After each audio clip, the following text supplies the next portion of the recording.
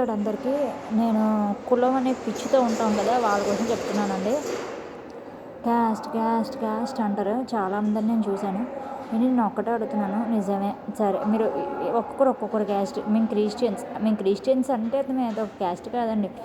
మేమేంటంటే మా అత్తగారి వాళ్ళు నాగవంశకులు, మా అమ్మగారి వాళ్ళు కాపులే. అయితే నేను ఒకటి అడుగుతాను, క్యాస్ట్ పిచ్చితో ఉన్న వాళ్ళందరికీ ఒకటే అడుగుతున్నానండి. మీరు పుట్టినప్పుడు మీకు పురిటి నొప్పులు మీకు డెలివరీ చేసే ఆయమ్మ అయినా, అదంటే మీ పేక్కు వస్తారు కదా ఆవిడైనా, లేకపోతే మీ అమ్మగారికి డెలివరీ చేసే ఆ డాక్టర్ అయినా మీ క్యాస్ట్ వాళ్ళనా? తెలీదు. ఓకే, నువ్వు పోనీ సరే దానికోసం పక్కన పెట్టేద్దాం. నువ్వు పుట్టాక నీకు కాపడానికి ఒక ఆవిడ వస్తారు కదా, వాళ్ళు మీ క్యాస్ట్ వాళ్ళనా? ఏమో తెలీదు, అది పక్కన పెట్టేద్దాం. ఏంటి మీరు ఇప్పుడు మరి మీ క్యాస్ట్ అంటారు కదా, మీరు కటింగ్ షాప్కి వెళ్తారు, మంగళూరు దగ్గరికి ఎందుకు? మీ క్యాస్ట్ వాడి దగ్గరికి వెళ్ళొచ్చు కదా. బట్టలు కొనుక్కున్నప్పుడు మీ క్యాస్ట్ వాడి దగ్గరికి వెళ్తారా? మీకు ఏదైనా జబ్బు వస్తే ఓ డాక్టర్ దగ్గరికి వెళ్తారు, ఆ డాక్టర్ ఏ క్యాస్ట్ వాడు? మీ క్యాస్ట్ వాడనా? కాదు, అది తెలీదు. మీకు కటింగ్ చేయడానికి మంగళోడు కాదు, అప్పుడు మీ క్యాస్ట్ అవసరం లేదు. మీకు ఏమైనా ఒక సపోజ్ మనం చచ్చిపోయినప్పుడు మనల్ని కాల్చేవాడు కట్టెల కాపరేది అంటారు, వాడు కూడా మన క్యాస్ట్ వాడు కాదు. అలాగని చెప్పి మనం కాల్చడం మానేస్తామో అక్కడ చచ్చిపోయాక మనం ఎలా ఉంటామో కూడా తెలీదు. మనం చచ్చిపోయేటప్పుడు మన ఒంటి మీద ఒక నూలు పోగు కూడా ఉండదు అంటారండి కదా. మరి అలాంటప్పుడు ఎంతోమంది నిన్ను చూస్తారు కదా, అందులో నీ క్యాస్టే, అప్పుడు నీ క్యాస్ట్ కూడా నీతో పాటు చచ్చినట్లే కదా. నువ్వు క్యాస్ట్తో నేను బతుకుతున్నా, నీకేం వస్తుంది? నేను మా ఫాదర్ నాకు ఎప్పుడు ఒకటి చెప్పేవానండి, మనం బతికినంతకాలం అందరితో మంచిగా ఉండిపోవాలి, కులం మతం ఏమీ లేకుండా మంచిగా మనం చచ్చిపోయేటప్పుడు అంట మనల్ని మోసుకెళ్ళడానికి జనాలు నేను మోస్తాను ఆ నలుగురు సినిమా చూస్తారు చూడండి, అందులోని అలా బతకాలని మా నాన్నగారు ఎప్పుడు చెప్తూ ఉండేవారండి.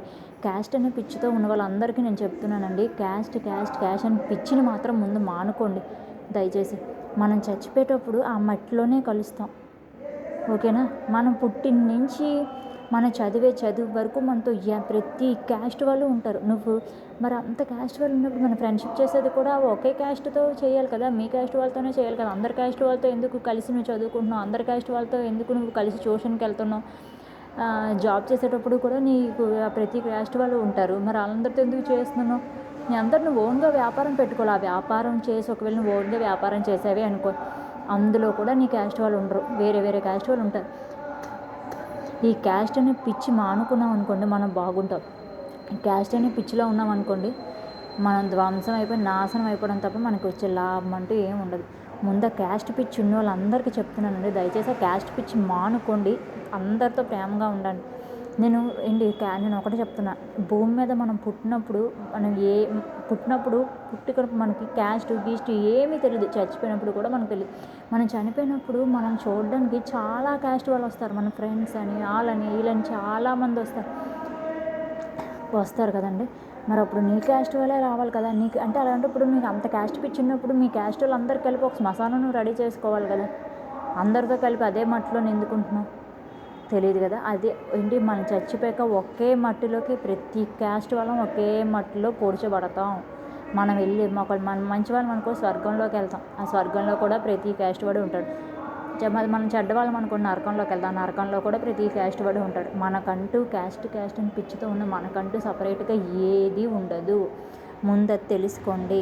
నేను చెప్పింది మీకు ఎవరికైనా బాధగా ఉంటే క్షమించండి.